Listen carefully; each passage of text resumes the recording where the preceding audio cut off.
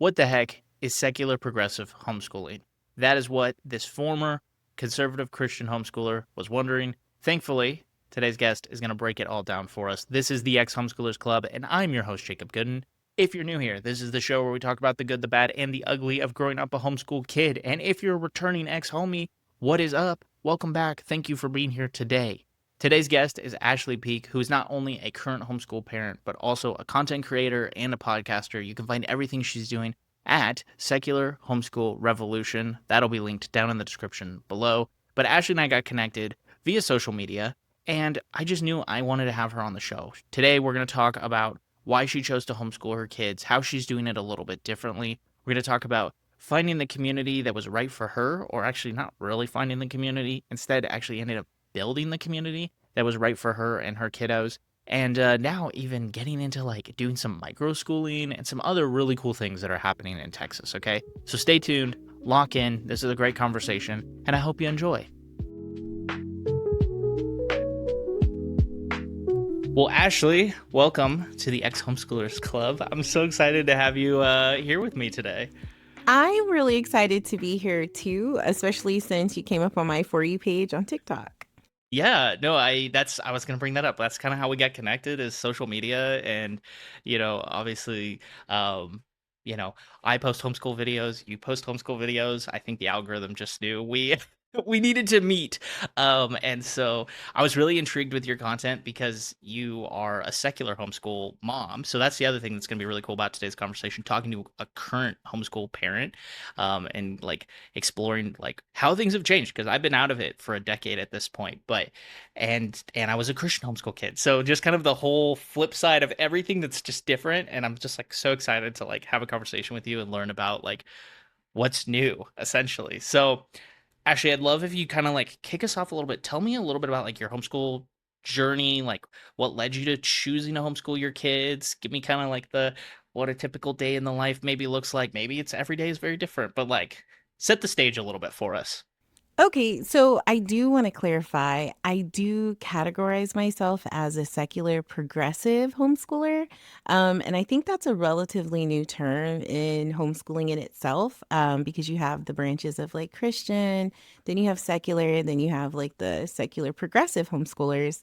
And I didn't initially think of that when I started my homeschooling journey. I never saw myself as a homeschooling parent. And if I'm being transparent, I hated school. I started skipping school in sixth grade. I had teachers who were unsupportive, and I graduated with a lot of gaps. So I took a lot of remedial classes to catch up. And so that was why I never saw myself as a homeschooling parent. But when my kid was about 6, we found out that she needed an IEP.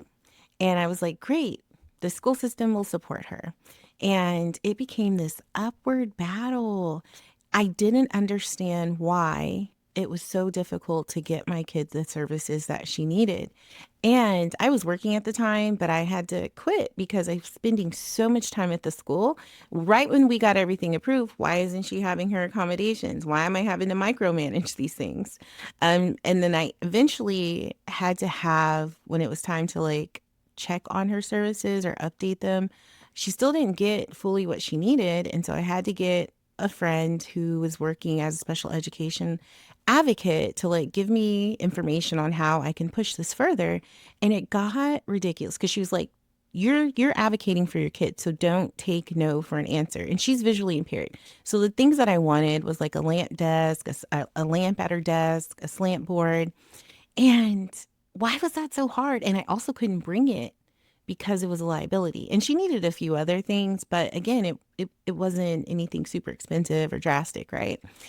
And I got frustrated because I ended up sitting in a 6-hour IEP meeting. Like we had a little break for lunch, and we're still going back and forth on these things. And I said, you know what? I had a conversation with my husband. I was like, this isn't the best fit. So I found a small private school. And I thought because I think it was like less than 10 kids in the class, that it would be a better situation. It was not. And traditionally, private schools aren't equipped to support kids who have IEPs, and I kind of knew that, but I thought, well, her accommodations are so simple, it could be met at a small Christian school. And it was a Christian private school. And my family isn't religious, but I thought we could just overlook those parts. And it was really difficult. And then it became harder when she wasn't getting supported. And then we tried a small charter school. Charter schools traditionally aren't equipped either to support kids with IEPs. I'm like, my kid is visually impaired. Why, when I come up here, because I joined the PTA because I'm a helicopter mom, because my kid isn't getting what she needs. And I'm like, why is she sitting in the back of the room? Why do we keep putting her back in the back of the room? And she's a quiet kid. And so I could see how she probably was not a priority in the sense of the kids who are more rowdy or more outspoken or and okay, the teacher's telling me she's not reading at grade level, she's not doing these things. So the system ultimately was failing her because I'm sitting in the meetings, I'm transitioning her to school. So again, I talked to my husband and I'm looking into homeschooling and I hear all the negative stereotypes. So I'm like, I don't know. And we were just like, you know what? Let's just do it. We jumped in and it was scary. It was hard the first year and I was overwhelmed. Because I also had a kid Yeah. that was 3 turning 4. So jumping into homeschooling with 2 kids essentially was a lot to handle. And then I started looking at the resources, and a lot of them were very Christian based. And like I mentioned earlier, we're not a religious family. So it became really hard. And because they were young, it was easier to piece together curriculum. So we were at the library a lot. I'm Googling 2, 3 o'clock in the morning because also it's my first year. I'm looking for material. I'm up having like parent anxiety at 2, 3 in the morning where I'm like asleep and I'm like, oh my gosh, do I have a lesson for next week? Da da da da da. And so that is essentially how I got started into homeschooling. Yeah, no, how long have you been homeschooling now? We're going on almost 8 years. So Wow. it has, and it's crazy because I like to say I was a homeschooler before COVID because I think COVID was responsible for a lot of change in the homeschooling world. And I know as a secular homeschooler, it's brought a lot of new materials, it brought a lot of new people to the community. And that's like the one thing I'm thankful for out of COVID. Yeah, because I was gonna ask, like, how, because I know you're based out of Texas, and so I was doing a little research. I was like, okay, what states have the highest homeschool like populations? And it's California and Texas. I grew up in California, big homeschool groups. You're in Texas, obviously big homeschool groups there as well. And so it's interesting because as I've interviewed other people from other states, I've been New Jersey and Ohio and like all these other states, they talk about like, well, there's not like built out community, there's not co-ops, there's nothing here. But California, Texas seem to have some massive homeschool groups. And so as you were getting started, were you already looking at like co-op community opportunities for your kids, or were you like, okay, we're just gonna like pulling the kids out, we're gonna do it all at home, the very stereotypical like not isolation, but just kind of like, okay, we're keeping everything at the house right from the get-go. It was a hard first year, and part of it was I didn't have community support. And when you look at statistics on why people leave homeschooling, it's because they don't have support going through. And so I was like, I'm feeling lonely. This is feeling like a silo. And that's when I started learning about the co-ops and community meetup groups and everything. And actually, my first me and I'm a very talkative, outgoing, friendly person, so I don't ever feel like anybody's a stranger. And I go to my first meetup, and there wasn't any people of color. And then this is when this was, I think, after Trump came into office. And so we were just talking, and politics came up, and my politics didn't agree with them. And it was crazy because, like, we were talking in a group. And then all of a sudden, people started shifting away from me, and then they were calling their kids. I was like, wow, okay. And I still was like, wow. And then I go to a second group, and I hear again, there was no people of color, and I'm trying to spark up conversation because I know it's kind of hard when people have known each other for years or months, and the new person's trying to get in there. So I was like, "Oh, is there such thing as, a homeschooling Girl Scout troop?" Oh, The eyes. It was like, no, they're terrible. They support abortion. They do all these things.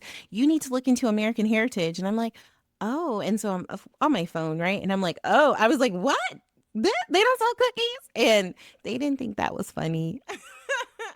And so then it was like, well, what do you like about Girl Scouts? And it again became weird. And then I did go to another one that was more diverse, but they were more Christian leaning.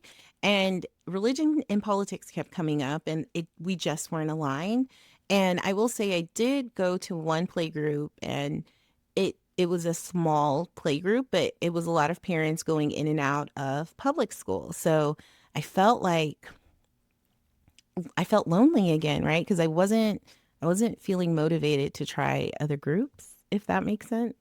That totally makes sense. I mean, like, as someone who grew up in like the Christian community, homeschool communities, every homeschool community I was a part of was a Christian organization, and everybody that I knew, as far as I knew, everybody was a Christian, and we all had these aligned values, and it just very much it built a bubble, and so I could imagine. Ashley, if you and your family had showed up, we would have probably given you, unfortunately, some of the same stares and some of the same like, what is going on? Who are these people?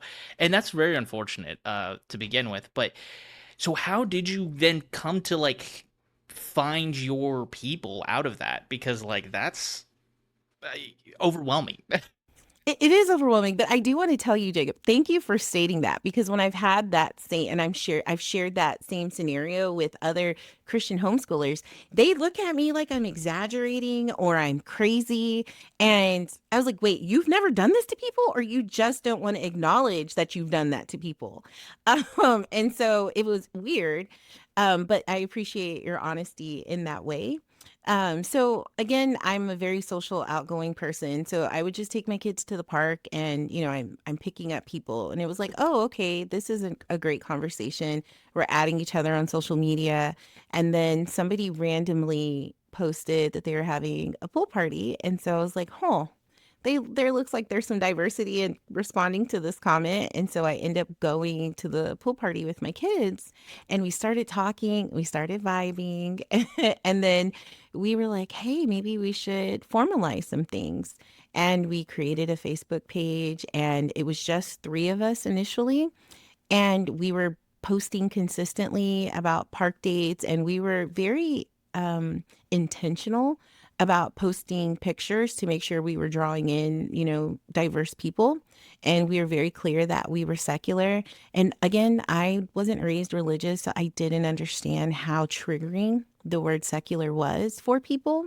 Um, and I think that's when I really started leaning into my journey of like secular progressive homeschooling, because even though these people were coming to a secular space, they still were bringing religion and a very, I wouldn't say narrow minded, but very conservative views. I think that's better. Very conservative views. And I was hearing things that weren't aligned with my values. And I do want to say, I do think, like you were saying, y'all were grouped into a bubble. I do think it's important for kids to have a variety of experiences. But if these are your like chosen people that you're building community with, I would like to not feel ostracized because of my values. Like, I'm not homophobic. I don't believe in purity culture. So it was these things that I'm hearing that weren't aligned with me. And so I was like, okay, how can we make this clearer that that's not accepted in this space? And so we started posting more direct messages, and slowly but surely by fall, like, we had a huge Halloween party. So again, we started around July, and by October, we had over 100 people attend our Halloween party. And I think it has a lot to do with our consistency and posting, because, people are joining the homeschooling community on a daily basis. So, and a lot of the families that joined us were new families. I think that's really interesting too that the words secular and progressive like are so triggering. When we talked before, that was like you brought up that like those words in particular have they maybe put some people on edge a little bit, but also like it's such an you were very clear in your messaging, which I think is important. And that's one of the things that, even looking as I've done more research into like the groups I was a part of growing up, there is very clear messaging of like what they are. These are Christian homeschool groups, and I think that's important. They're very clear on this is what we believe, this is where we stand, that type of thing. And so to your point of like finding the community that works for you, and like that messaging needs to be very clear, because it's really easy to get just into a homeschool group that you're like, okay, yeah, everything's good and it seems good, and then all of a sudden it's like flags are going up. And diversity is important in thought process and all those types of things, but you also do need some people who you can align with, you can have healthy conversation with, who are not going to Who be in that anchor bubble like we're you. talking about. Yeah, Yeah, absolutely. Well, and it's funny how absolutely. it's not funny, but I appreciate you again stating when you went back and looked at the messaging from your previous groups. That's accepted. Like that is accepted in the homeschooling group. But when you start wording, you're centering, black and brown kids' experiences and you're working on decolonizing history and just like your group meetups, that's a problem for people. And but why can't we coexist in the same way that you're existing? And for some reason, there's been a little pushback on that. So tell me, like, what are the main differences? Maybe that's the wrong word, but like, what is secular progressive homeschooling look like, and what do you see as it being like? What is the difference there between like a traditional Christian conservative homeschool group? Well, for I would say that my experience or my definition of like a secular progressive homeschooler is, I'm an ally to the queer community. I believe in Black Lives Matter. I also believe in science and evolution in that way. I don't support creationism. So that's not what I teach my kids. That's not what's explored necessarily in my homeschooling community. And we try to offer a justice centered education. And I think in order to offer a justice centered education, we have to look at history in a way from, everybody's perspective to see how were people contributing to that time, whether it was a great experience or a negative experience. We have to acknowledge it, right? And we look at books, we look at banned books, we look at why are these books being banned? You don't want your kids to have access to a queer experience, right? And it doesn't always, it's not always salacious, but because that is what's represented, people get all with their panties in a bunch. And so I think if I'm giving my kids access to all of these stories, they'll have a more expanded worldview rather than if I'm, censoring it. And I've noticed within the Christian homeschooling, there is a lot of Bible and God laced into a lot of the curriculums. And the curriculums are not diverse. The book lists aren't diverse. We're not looking at history from all perspectives. It's a very limited view.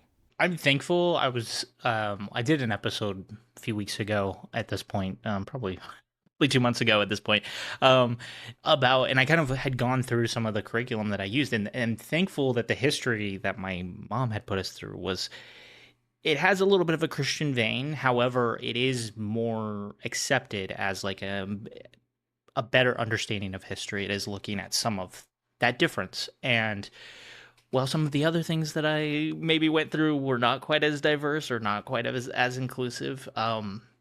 It is interesting now as an adult to like go to some of those places, go to some of those historical areas, because now I live in the South.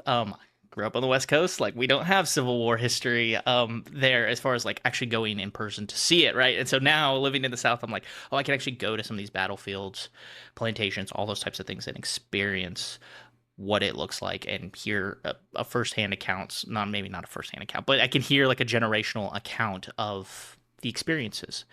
And anyway, so what I find so interesting about like what you're doing too is that like I love what you're doing, first of all, because I'm a huge advocate Thank for you. like kind of hearing all these different like viewpoints on things. And I believe that like difficult conversations within families is like an important thing. And so having your kid be able to read something and maybe, okay, so like what happens when two girls, like each other and it's romantic, or, what about this aspect, or what, and you brought up like people viewing it as like salacious or things like that, but it opens up conversations in your household that I think are important to have, right? As opposed to just very much like, this is the viewpoint, this is what we believe, and like that's it. We don't touch anything outside of that. So have you even seen that within your own home, of just like the diversity of like conversation being able to be had with you and your kids? Yes. So I absolutely believe in having an open and honest household. And so I appreciate the fact, and I think that's telling in the way that I'm raising my kids, that they are absolutely comfortable, sometimes too comfortable, asking questions and wanting answers, like for instance, like sex. So, sex can be a difficult conversation for a lot of parents with their kids. And so I was like, okay, so you have these questions. I'm not scared of it. I also don't always have the tools to directly have the conversation. So, got the book, Sex is a Funny Word, and we were able to go in graphic novel style. But I appreciated that they were able to come and talk to me rather than their friends having that conversation with them, or they find it on the internet. Because if you type in the word, it's not going to take you to an educational website. Nope. And so I love that we can have these open and honest conversations, and when they become adults they'll be able to approach it in such a healthy way. But I do think it starts with explaining to them, this is how your body works, this is where it transitions, this is how it transitions. And I think but people, when they hear sex, they automatically think it's the get it on, but there's so much more information prior to that that we don't talk about, and for some reason, especially even in schools, it's shunned. I just did a whole series on the podcast talking about, I reread a purity culture book called I Kiss Dating Goodbye by Josh Harris. In the Christian world, it's known as like literally the worst dating book possible. Um, Oh, but it was interesting. Yeah, it's up there as far as just bad books overall, because it's all about throwing away traditional dating and sexuality and basically bringing in like a very courtship style, saving yourself for marriage and all these types of things. And so, um, but I appreciate what you're doing, because yeah, it was very awkward to talk about sex as a kid. It was very awkward to talk about sexuality and all these different things, and it all got lumped in together, and it was just like bad, bad, bad, bad. And maybe hint at a little thing here or a little thing there. And yes, of course, my dad gave me like the birds and the bees conversation and things like that. But um, it wasn't enough. I'll say that. Like now, as an adult, I've had to re-educate myself on so much, and so many of my friends, same deal. It's like we've had to re-educate ourselves, and there are so many times now. It's funny, we talk and we go, "Man, I wish my parents would have just been able to explain this to me as a kid." And there are so many ways that, like, I've read some of these books that explain sex to a younger kid, and I'm like, this would have made so much sense, and not been too graphic, not been, you know, not been awful. So, yeah, so I appreciate what you're doing there, because that's another big area that like I just have my own internalized traumas from all of that kind of thing, and I know that a lot of us ex-homeschooler Christian kids, we have that. And so hearing that there's a new generation of homeschoolers coming that have that and are equipped with that education, wow, that makes me feel a lot better. even with your podcast, like I said, I came across it as well on my For You page on TikTok. And I'm a person that never likes to be the smartest person in the room or assume that I know everything. And I am a first generation homeschooling parent. And so I'm looking to learn from other people's experiences, whether it's good or bad. And so I've read the Reddit threads, and the questions that you ask from people's experiences is what I want to know when I'm looking at these discussion boards or I'm in these Facebook groups, because you don't always get like the clarity around whatever statement or experience that's being shared. So I'm like, oh, okay, this was traumatic. Let me check, make sure I'm aware of this. And I think your podcast has made me realize is that my kids might resent me for making this choice. Um, and while I think it's like the most amazing thing ever, their their experience is their own. And even with me having three kids, they're still having their own experiences in this household, and it's not going to be identical. So, one of them might hate this choice, another one might love it, and the other one's like, well, I do have some resentment towards you, but it is what it is. Because there's just no way to fill up all of their cups. But it was a decision that I made, and in full transparency, I think I was open at one point to putting them in public school. But then when I'm looking at how, educational politics are going right now, I'm not as supportive of them going to public school right now. So I'm constantly, asking them, what are they feeling? What are they needing? So that I can try to offer that. And so that's how we opened a co-op. Um, and it is a secular progressive homeschooling space. And I'm really proud of it, again, because it's the same three families that started it. And now we maxed out at 60 kids every Wednesday from, 10 to 2. We often have waiting lists to be a part of our groups. And we're like, okay, there's a waiting list. And so we've added on a part where it's just field trips. Since we don't have the room for you in our Wednesday co-op, we offer weekly field trips or meetups and gatherings. But bottom of the line is there were people who were wanting and needing this space. Well, let's break down your co-op a little bit and like talk about what a Wednesday looks like and how you guys have it structured. Because like I have my own experiences with co-ops. The most famous one I talk about on the show is Group Solutions. It was a 1 day every 2 weeks. It was like a Friday, and it was 3 class periods, and it was like very kind of a traditional school setting where it's like we go in, we have some kind of teacher that's teaching. There's a plethora of subjects. Could be science, could be something fun like just how to play board games. That's how I learned to play poker. Surprise, surprise, Christian homeschool community. So Gambling mom taught me how gasp. to play poker.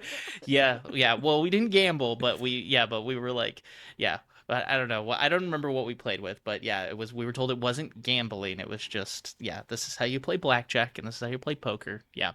But yeah. So walk me through like what your co-op looks like and how like a Wednesday is structured for you guys. Okay, so we currently have ages 4 through 17, and they're broken up into 5 age groups. When they arrive to co-op, we do like a quick 15-minute morning session, just to get good vibes in the air. So people share things that they're excited about or what brought them joy for the week from the last time that we saw them. And then we all chant an affirmation just to get more good vibes going. And it's basically celebrating who they are and that they don't have to be like other people and their journey is their journey. And then we break off to 2 classes before lunch, and then they come back for one more class, and then we go into clubs. And we do offer very progressive classes. Like we've done anti-racist kitchen where we're looking at foods and looking to see how they were gentrified. When we taught Texas history, we taught it from we started it from an indigenous perspective and moved forward. We taught like the history of Harlem Renaissance in an ethnic studies class. We do science, we do dissections, we do an experiment class. So I'm very fortunate for the parents that we have. Oh, we taught borders and bias and, what does fascism look like throughout history. So I'm excited that we have parents who are about the mission and are able to offer the classes that they do. And often our kids are like, I wish I was in this class, but I don't want to leave this class. And so it's a good feeling to have that kids want to take so many different classes that we offer every Wednesday, from 10 to it's like 10 to 2:30 that we have them going. And then what do the clubs look like? So is that like more of like a traditional after school club, or like I'm envisioning chess club when you said that, but I I would assume it's a little bit more diverse than that. So I'm really excited. Our clubs are mostly led by our kids. And so, for instance, my kid is co-leading a writing club. She's really into writing. She's writing her own book. Her friend is also writing a book. And these girls really went all out. So they created lesson plans for 6 weeks. They created Google Slides. They created homework that the kids have to upload. I'm like, hey, what kind of club is this? But we also have a crochet club. We have a Lego club. We have an improv club. And we also have like silent book reading before our kids who, at the end of the day are overstimulated. So it is so nice that they are able to create a space and like acknowledge this is what they need at the end of the day. And we also have a book club that isn't silent. And then like we have like a spirituality club where they're just talking and like doing vision boards and manifestations. And so it is really cool. And like my kid's 13, but then we have another kid who's 17 and another kid who's 9 that are leading these clubs in such a great way. And I love that that is truly what a child-led experience looks like, especially in a community space. I think what's cool too is like homeschooling also provides kids such an opportunity to do whatever the things that they're passionate about, right? So whether that's music or writing or you mentioned all the other clubs that you guys have, the improv club and things like that. It's like that's so cool that those things are like you guys are building you have built already a time for them to focus and have those things, and then instead of it just being like, hey, you do this in your free time after school is done. It's like, no, like here's a set time where you can actually build and create something that's uniquely yours. Even like the commitment piece, right? We have some amazing parents who are truly bought into the mission and who are dedicated. And so I can't thank them enough because it's not all my doing, because without them, we wouldn't have a space for kids. And I would say this was probably the first year. We've been going on for 3 years. And this was the first semester that we actually lost someone. And it was just well, we lost two families, but other than that, our families aren't leaving. And even in the summer, they're committed. We don't offer any kind of summer programming, but even in the summer, there's a big pool of just like, let's hang out. And it's not just the kids, it's the families that truly want to build community with each other. And I like that this space has allowed them to find their people in that way. The other part of this that you mentioned was the field trips aspect. And so talk to me a little bit about that and like where have you guys gone? Where are you guys planning to go? What constitutes a field trip? And I don't know. Are you guys where are you guys looking to go? Oh, so we are museum regulars. And so we have three really cool museums here in San Antonio. So every time there's a new exhibit, we are there. We also have a really great relationship with a theater here that used to be a Black theater. And well, I think it stemmed from being like I think it was the library that only Black people could go to at that time. And then it like transitioned to a school, I believe. And now it's a theater. And they offer matinee shows. And so a lot of times the shows that are coming to the theater, they'll offer daytime views of it. And for a while, it was only public schools. And then we were like, hey, don't forget about us homeschoolers. And so we've been able to see some really cool shows. We also have a larger theater that we attend. And like Black Violin is coming. And so we're able to see Black Violin for free because they have student matinee shows as well. And we're in San Antonio, so we have like the Alamo, and we're looking at it and seeing it from a decolonized perspective. And then we go to, Amazon field trips. We also go to the Toyota plant. We go to like a gaming center, park days. We stay pretty active. I mean, last year, we did close to 70 field trips, and that includes like park days and those Wow. theater visits. And again, I think it's us trying to respond to those stereotypes of like homeschoolers not being socialized. And I'm like, huh. And I'm not one of those people who truly get annoyed by that. And they're like, are they going to be socialized? I know what I'm doing for my kids. I know the experiences that they're having, but I've also met the kids who have not been socialized. And I don't want to dismiss or diminish their experience, whether they're going through it now or, they're adults and that was their experience. And it is truly heartbreaking because it's like almost like a fear of the world or fear of conversations and not being able to, or like what my mom would say is like they act like they've never been anywhere. And you see the difference of kids who have not been socialized, but also there's, whether they're Christian or secular progressive, there are parents who are doing great things with their kids who are being intentional with their time to make sure they are socialized. Field trips was one of my favorite things as a kid. We would go. Ronald Reagan Library was not super far away. Obviously, presidential libraries tend to do a lot of like historical reenactments, and so Hmm. that was always interesting. But also, we had like an art center that provided us. I, I don't know if we got discounted tickets or not, but we would go see a lot of theater productions, saw a lot of Shakespeare. Oh, I got to go see, this was cool, Mary Poppins in theater, and Dick Van Dyke showed up. So that was really cool. Oh, that Um, is cool. Yeah, and he even went on stage. He did the crazy legs. Like he went out and danced on stage at one point. He wasn't in the theater production. He just was there to enjoy it. But they had him come out on stage and say hello to everybody. And yeah, and he gave us the famous Dick Van Dyke like leg wobbles that he does in every movie thing that he's ever been in. So Yeah, that is a cool experience. yeah, as you were talking about that, I was like remembering all these like cool field trips and park days that we did. That yeah, just over time they get buried a little bit. Like, when we're talking to, like, neighborhood kids and just, like, when I'm going to visit friends who have kids in public school, it's or my friends who are educators, they're like, "We only go to 1 field trip a semester or 1 field trip a year." Um, and I'm like, "Ooh, that's not my kid's experience." So, and that's when we're looking at comparison from, like, public schools, and then you get the comments like, "Well, it's not always about having fun." I'm like, "No, my kids work hard during the week. They deserve a field trip Friday, and that's what we choose to do, so quit judging." No, I love that. One of the things that you talked about on a semi recent episode of your podcast, the Secular Homeschool Revolution podcast, you guys should go check Ooh, it I out didn't if even you plug that, are yeah. liking Ashley. Yeah. So little pre plug here. But you talked about how you set up your homeschool week and how it's still a 5 day week. However, you only do like 3 or 4 days of school, and then Friday is always a field trip. Is that right? Do I have that right? So it is controversial. We do. I mean, especially if you're coming from traditional education and you're looking at it from that lens. My kids do 3 days a week and they do co op, which I count as an educational day because they take some amazing classes. And then we do field trip Fridays, which I mean, whether you're going to a museum or a science experience or just a park day, there's learning to be had in all of those experiences, right?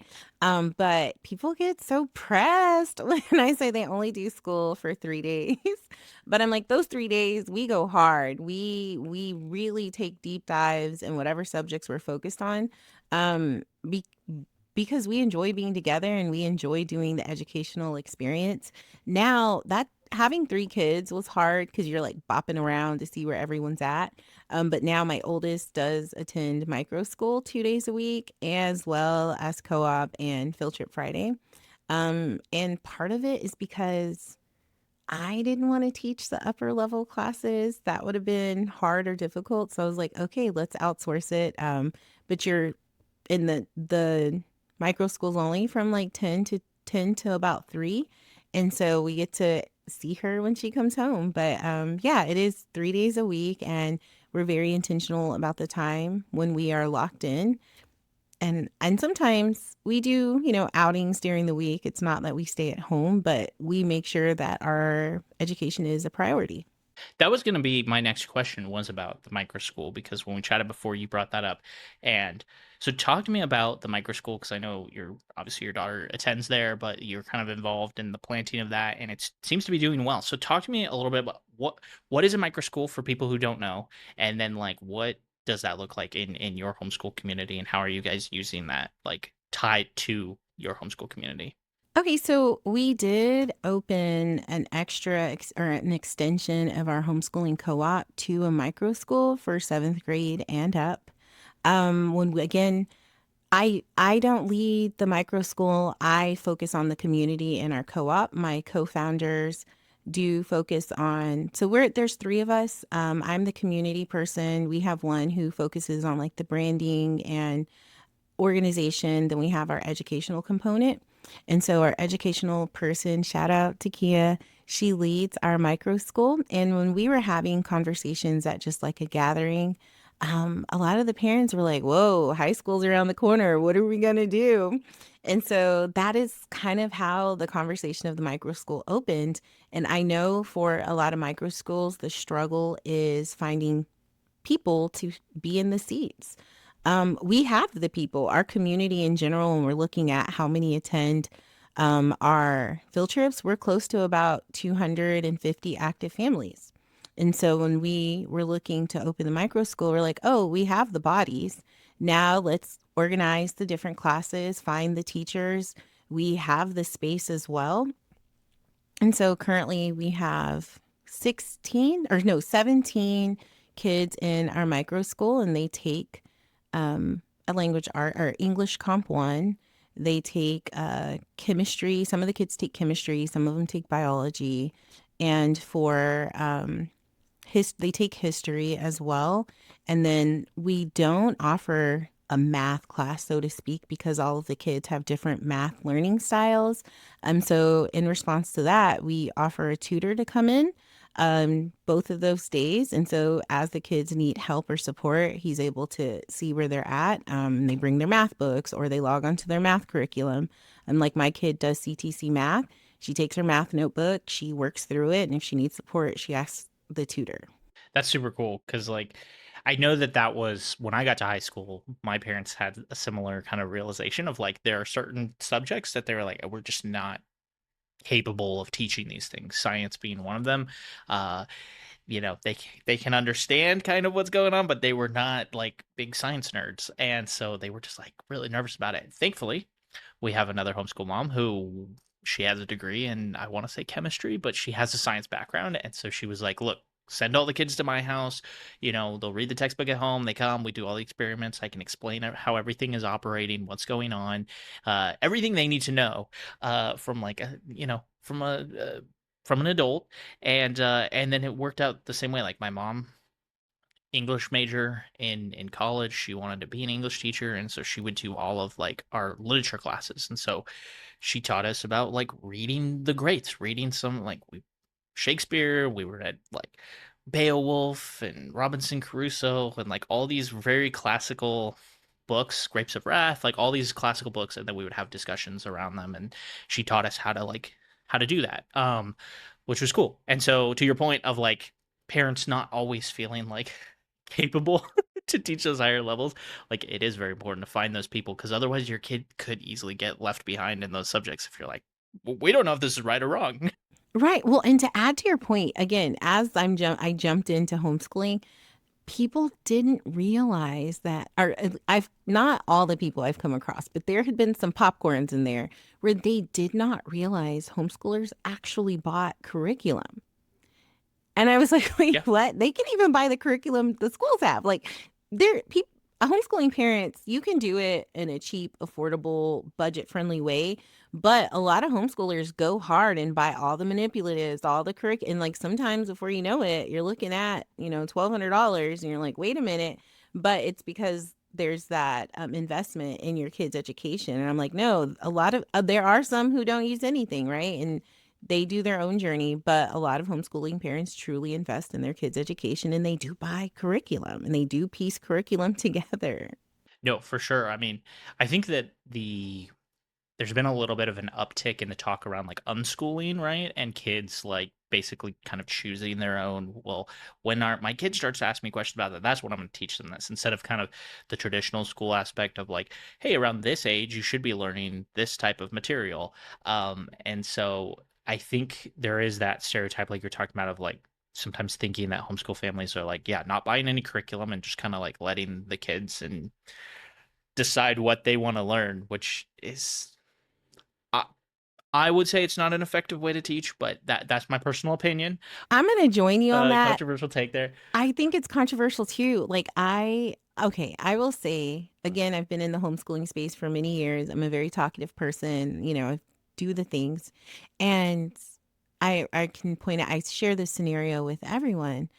I, I've met unschoolers quite a bit, and there's only been two of the like lots of unschoolers that I've met that were like doing it in a way that was inspiring. But they also had a plethora of resources. Their finances were not, I wouldn't even say like middle class. They were living well and they were able, like the kid wanted to learn about, what is it, marine biology. And so they were like, oh, I'll take you here and we're going to learn all the things and scuba diving and we're going to go live, was it Jamaica for like, 6 months so that they could take a true deep Right. dive into it. Right. And then the other people that I've met, and again, I could be generalizing, it had been it felt almost like educational neglect in a lot of ways, and people might be Yeah. upset at me for saying that. But then when I'm looking at threads and listening to podcasts like yours and people who had a genuine like unschooling experience, it's very rare that you hear people talk very positively about it. And so it's like, okay, I do appreciate, and I would say my personal homeschooling style is eclectic, where I'm like, okay, you really want to go into Greek mythology. We're going to pull all the books. We're going to watch a lot of documentaries about it. We're going to explore where it comes from. We're going to look at the map. But that's more of like a unit study for me, right? But, and again, that's pulling pieces and taking that deep dive. And I'm going to ask you to subtract the year of 970 AB to now and looking at what that subtraction looks like and stuff. And so I struggle with like the unschooling concept and I have watched it. And I think, especially for kids of color, they don't necessarily have that privilege. I think when you're white and you're unschooling a lot of, and if you come from a very privileged family, you have like a backup plan, a safety net in a lot of ways. And when you're looking at how you're unschooled, it looks innovative. But when you have a kid of color who can't read necessarily or process math, that doesn't that's not looked up as the same way, right? They're not going to be, oh, you're so inspiring, oh, you're so innovative. It's like, oh, this kid has a huge deficit in life. And I'm not saying that white homeschoolers don't have that, but it is looked at very differently when we're looking at, kids of color versus white kids in those lanes. I agree. And I'm thankful my mom, I think, had a similar teaching style to you of like, my kid expresses an interest in this thing. Let's deep dive into that, right? Like, let's lean heavily into that. Like, you brought up Greek mythology. I love Greek mythology. My mom bought me a bunch of books. She took me to the library. She was like, let's learn everything we could possibly learn about Greek mythology and how cool it is. And I'm still to this day, I'm like, I'm a huge fan. I love that knowledge. I talk about pirates a lot. I was a kid. I loved pirates. I learned every pirate name under the sun. I knew all the flags. I like can tell you so much about pirates. It wasn't just Blackbeard and Jack Sparrow sailing the seven seas. Well, Um, that's all I know. and hey, that's okay.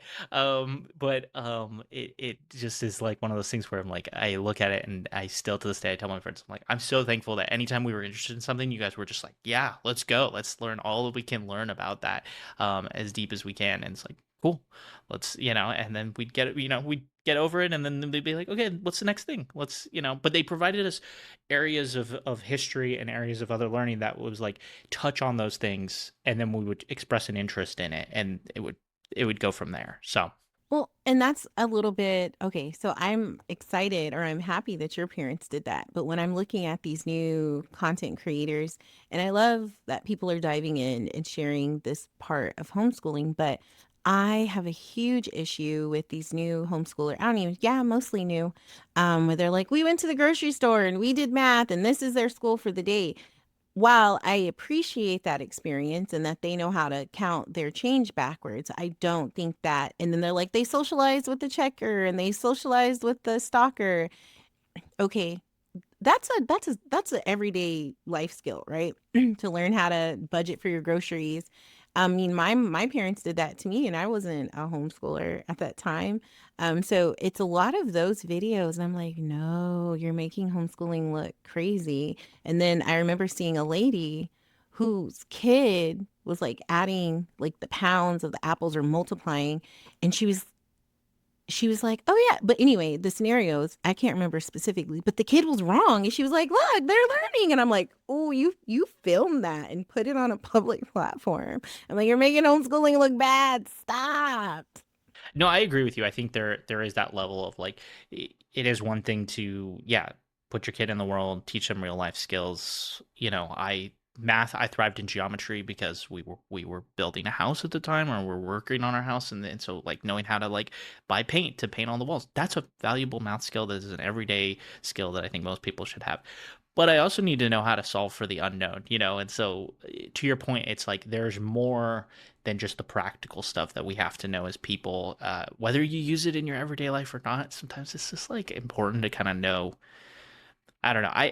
I'm the weird facts guy in my family. Like, we sit down and like I'm a little dangerous at trivia night because they're like, why do you know this? And I'm just like, I don't know. It's fascinating on the internet and I wanted to know. It's like, kind of a thing. And I still view that like as that's kind of how I view school too. Is I'm like, you're gonna learn a bunch of stuff that you might not use every single day, but the day that you need it, it's gonna be there for you. Okay, so what are your thoughts on people when they like even with deschooling and people not understanding that it's necessary, but also that their kids will genuinely start enjoying learning again, because I know I hear like, "Oh, they'll never just find an interest. All they wanna do is watch TV and video games."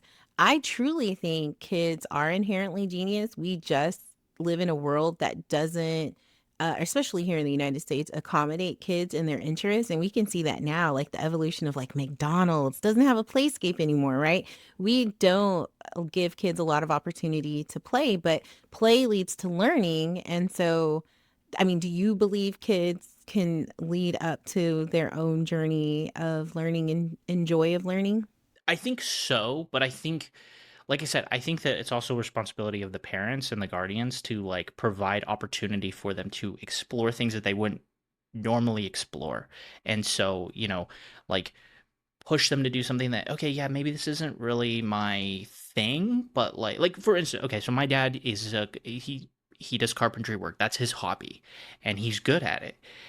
I'm not a carpenter. I have never enjoyed it, but I know how to do it because he was like, "Hey, come help me with this project." And I have a respect for it. I know how to use a table saw. I know how to build stuff. I can do it. It's not my thing. It's not what I get a lot of joy out of. But they exposed me to things like that where it was like, okay, like, do you have an interest in this? Would you want to pursue that? To your point about kids needing spaces to play and to learn things, a couple of years ago I worked at a toy store, and we were a basically a secondhand Lego store, and I love Legos. And we had so we sold already built models. We had a big table with just loose pieces. You could buy brand new box stuff, retired things, all kinds of different fun Lego building things. But what was so cool is kids would come and we had these big bins of Legos, and they would just build stuff, and we would just encourage them. Hey, what are you building? What are you interested in? What are you trying to make? Same with like the little characters, the minifigures. We had a whole table that was just pieces for those, and they would come and they would create the most unique stories. We had build competitions. We'd come and you build whatever you want, right? It could be anything in the world. We'd throw birthday parties. You build race cars, look like Pinewood Derby cars, and we'd race them down the track. And those were so much fun. It was just kind of building this creativity space and trying to tell stories and try to do things. And there were a couple kids in there that would come frequently, and they would always tell me about like, yeah, I want to grow up to be an engineer, or I want to grow up to like be a Lego master. Or I'm trying to design cars or whatever it is. Like, and I'm like, this is a tool that is getting used to kind of further that experience, if that makes sense. And so I appreciated their parents who would bring them and be just like, let them play, let them be kids. And yeah, sometimes it was rowdy, and sometimes we had to say, hey, tone it down just a little bit. But that's more a teaching a kid, hey, this is a public space, and there's other people, and we don't want to disturb them totally, but you still good to play. We're not in there saying, no, don't touch it, don't, you can look but don't touch. That's not what we're saying.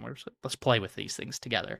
What I'm taking from your answer is as long as the parents provide access to the learning and play environments that they can thrive, but it falls on the responsibility of the parent to and also what I learned from your comment is also that there's growth and discomfort. Your kid might not love it automatically, but they might not know that they do love it without you giving them, they need you to give them the exposure. I do also think, because I've also had a number of conversations with people who did not have pretty much any schooling. One of my episodes with Alyssa, shout out to Alyssa, like her mom really didn't teach her much aside from like, here's how to be a good housewife. And that's not what Alyssa's doing today. She had to eventually get to a point where she had an interest in something, and that became like understanding how the human body works, and she wanted to become an educator because she was denied an education for a lot of intents and purposes. So I do think that that's also an aspect. I do think people can come back around to being like, no, I want to learn something. I want to have a skill. I think that's kind of how we're hardwired as human beings, right? We're like, we're meant to have purpose. We're meant to do something with our lives. Um, it's finding what that thing is. And so you can either nurture that and encourage that as a kid, or sometimes it's just when you're an adult, you get to a point where you're like, okay, now I'm going to do that. It's never too late, in my opinion, to find that like purpose in your life. No, I completely agree. I know I'm a person who continuously loves to learn and evolve and grow. And I think that's how I've looked at my own journey with like podcasting, and next it's going to be video editing. And I'm constantly reading books and watching different lectures, attending different lectures, because it's exciting for me to grow, and I never want to be a stagnant person. So I think with like Alyssa, I think that's part of her journey as well. Oh yeah, 100%. She's not a stagnant person. I'll tell you that right now. But I do want, yeah. So like, let's talk a little bit about what you're doing outside, like social media, your podcast. Like, who is it for? What clicked the thing in your brain where you're like, okay, I need to make this. I need to put this out into the world. Again, when I was diving into homeschooling and then figuring out my journey to secular progressive homeschooling, again, there wasn't a lot of resources. It was already limited resources for secular stuff, and shout out to Blair over the secular Facebook group. I actually got to meet her at a conference, and she was so inspiring. I met her this summer, but again, that was still very limited. And so, as I'm creating resources, I'm finding my community, and we're talking things through. I'm like, we should be taking up space. And so that's how I ventured into my podcast, Secular Homeschool Revolution. And I talk about my overall journey. I talk about things that we're using. I'm talking about different perspectives. So, like, a really popular episode happened last week about our homeschoolers dismantling public education. When we're looking at public education being dismantled. And I had a conversation with a friend. I did post about it on TikTok about her pointing fingers at me for advertising homeschooling and what my homeschooling life looks like. You can find me on Homeschool or Secular Revolution Mama on TikTok, and I'm Secular Homeschool Revolution on Instagram. And I talk through my thoughts on the podcast because I'm like, you've never mentioned the politics around education. You've never talked about, marginalized communities in education. You've never talked about the policymakers, but you want to point your finger at me. So let's take a deep dive in statistics. Let's take a deep dive in the impacts of public education and it has had on BIPOC kids and queer kids and SPED kids, because we just saw a lot of the defunding in public education, not just here in Texas, but across the country. But again, you don't post, you don't talk about that. You're doing that with me. And as someone who's always going to be an advocate for kids, I write the letters, I show up to the protests, I'm at some of my local school district board meetings, because while not everybody can homeschool, right? It's just not everyone can make it fit in that way. So I'm like, well, it's still my responsibility to look out for my neighbors' kids. Yeah. But I don't see you at those same meetings in the district you work at. So what are you doing besides pointing your finger at me? Yeah. I'm having those conversations. And I'm not a traditional podcaster in the sense where I'm like, oh, we're going to take a deep dive into, math with confidence, because I feel like there's a lot of resources for that. But I am having the conversations that I think I'm saying the quiet part out loud. That's to be honest, that's what drew me into your podcast to begin with, was because as someone who, one, I was a decade out of homeschooling. I hadn't, aside from like talking to my parents about it and like every now and then seeing old homeschool friends and we would talk about it, like I wasn't deep diving into understanding the background of curriculums I had used or what was happening now in the homeschool world. And then in 2020, I had bosses who all of a sudden their little kids were having to be homeschooled, and they were like asking me questions, and I was like, I don't know, like it's been so long. But it but your show has been super informative because like yeah, of course I can find all the content I want around like let's deep dive into the specific curriculum and walk through it. That's great. But you're talking about some of the philosophies that go behind it. Again, like you were mentioning, going out and meeting with like policymakers and taking a stand for what we think the country should look like and things like that. I'm all for that. Like, I think that that's huge. Instead of us continually pointing fingers at, well, our education system is broken. Whose fault is that? Is it the teacher's fault? Is it parents' fault? It's whose fault is it? Maybe it's a combination of everything. I don't know. But we need to be showing up. We need to be putting our voices out there. And so, again, I think that's great that not only, even as someone who has decided you're going to homeschool your kids, you're going to keep them at home, you're doing your micro school, you have your co-ops, you're doing your thing, you can still go advocate for other people's kids and giving them the best experience hopefully possible. Because yeah, I mean, I know Texas, Tennessee, I live in Tennessee now. our school systems, we're not far up that list from, we're at the very bottom, We are unfortunately. too. We are Um, too. not a good feeling.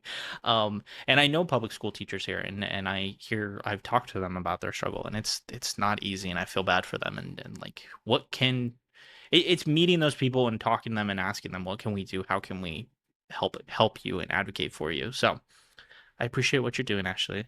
Thank you. And I just want to add this last thing. I think what makes my community with our homeschooling group so successful is that we have the open conversations and talk about how can I support you? What are your needs? And like my favorite event is we do these community swaps where we're swapping curriculum, clothes, toys, small appliances, because I'm a firm believer in mutual aid and I want to braid that into our community.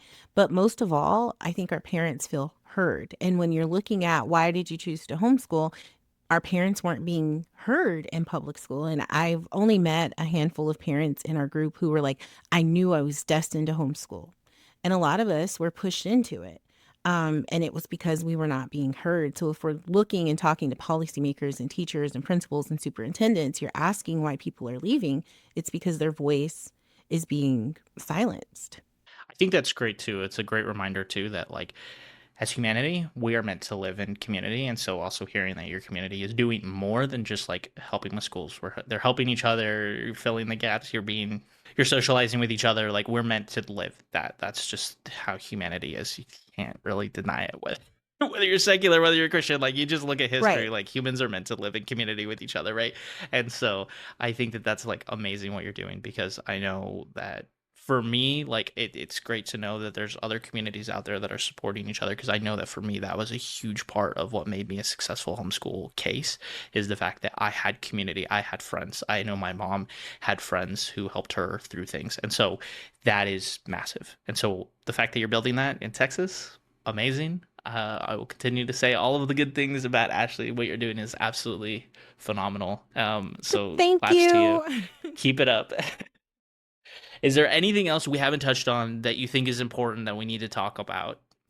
No, I just am really excited to be here and I'm excited that homeschooling is expanding, but not in the expense of public school. And I just want to be clear that a lot of, especially from my community, we are support, we do support public education. We do not want it to go. We want, to have less censorship in schools. We want updated curriculums. I know for me, I don't want my state to be at the bottom of the education list because then that makes it a level of distrust with the type and quality of education my kids are getting. So I'm like, I want it to be better, but I do not want it to be dismantled in any way. Same. Well, Ashley, thank you for coming on the Ex-Homeschoolers Club. Even though I guess I should say you're part of the Homeschooler Club. But someday you'll be part of the Ex-Homeschooler Club with us for sure. But you Thanks for get an having honorary me. place. I appreciate it. And of course, of course. And all of the links to all of Ashley's stuff is going to be down in the description, in the show notes, all those types of things. If you enjoyed this conversation, do all the internet things, like and subscribe and leave it 5 stars and leave us comments.